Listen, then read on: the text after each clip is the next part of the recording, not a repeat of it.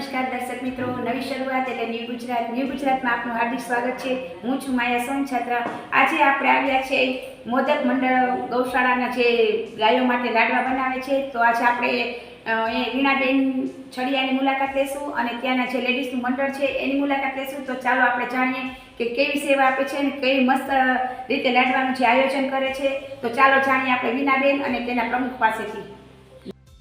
તમારા ગ્રુપનું નામ શું છે? મંડળ જે છે એનું ચલાવો છો? અમારું મંડળ નવકાર સખી મંડળ છે, પણ એના દ્વારા અમે મહાવીર મોદક મંડળ લાડવાનું આયોજન કર્યું છે।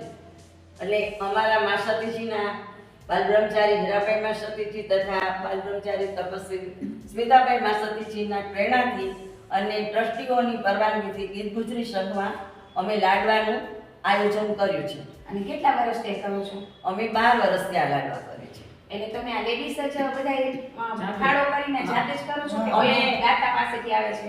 અમે લાડવા જાતે જ કરી છીએ અને અમને ગુરુ કૃપા છે કે અમને ખૂબ જ ફાળો અમારે માંગવો જ નથી પડતો, અમને મળી જ રહે છે। દર મહિને અમે 7,000ના લાડવા કરી છીએ। તો તમે આ લાડુ છે એ કઈ કઈ જગ્યાએ કેવી રીતના આપો છો?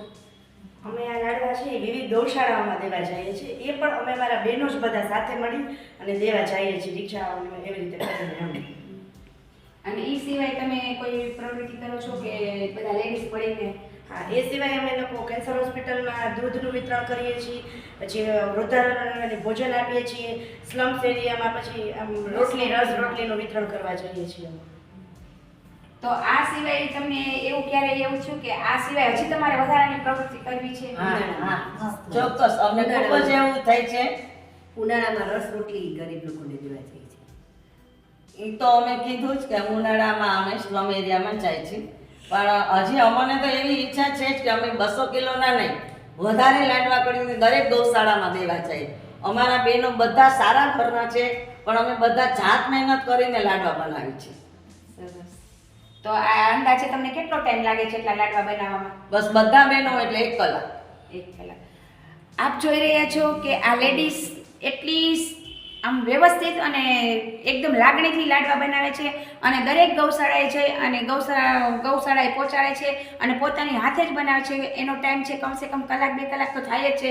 તો આપણે જોઈએ છે કે એટલું મસ્ત છે, તો આપણે આ બહેનોને ધન્યવાદ દેશું અને ભગવાન એને જાજી શક્તિ આપે કે આથી પણ વધારે પ્રવૃત્તિ કરે અને આથી વધારે પણ સેવા આપે। ધન્યવાદ। હા, આ આપણા વીણાબેન છે જે પાયાનો પથ્થર કહેવાય, કે જે આ બધી પ્રવૃત્તિમાં મેન ફાળો આ વીણામાસીનો છે અને વીણામાસી ખુદ જઈને આ બધી મટીરિયલ છે, જે લોટ છે, ગોળ છે, જે કંઈક એમાં એડ થતું હોય એ પોતે જાતે જઈ અને લઈ આવે છે। તો આપણે એની મોઢે જ સાંભળીએ કે કેવી રીતના અમે જો પેલા રિક્ષા લઈ અને ગોળ તેલ ને લોટ લઈ આવીએ, પછી એ મૂકી જાય, પછી અમારા બધા બહેનો આવે અને અમે બધા લાડવા બનાવીએ છીએ। અને ચાર અમે અલકાબેન, ઉષાબેન અને એ બધા થઈને આવી રીતે ચાલુ કર્યું। તો અમે કેટલા 2500ની અંદરથી પહેલાં ચાલુ કર્યું હતું લાડવાનું।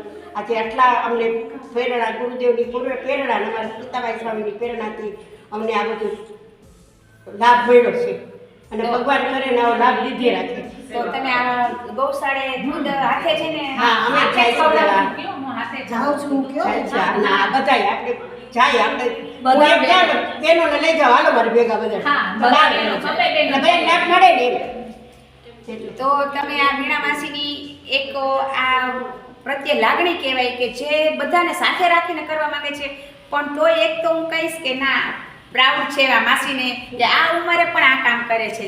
ધન્યવાદ।